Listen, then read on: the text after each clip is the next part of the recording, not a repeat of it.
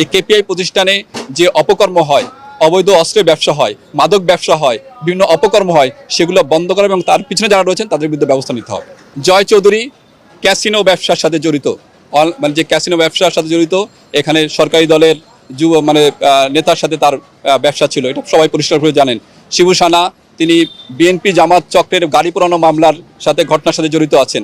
Alexander বো, এদের প্রত্যেকের রাজনৈতিক পরিচয় আমরা জানি।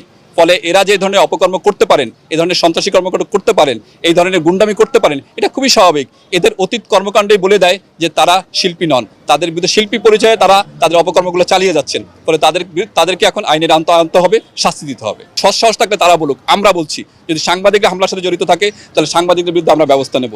যদি গুন্ডারা, শিল্পী নামে গুন্ডারা আপনার হামলার সাথে জড়িত থাকে, তাদের বিরুদ্ধে তারা ব্যবস্থা নেবে।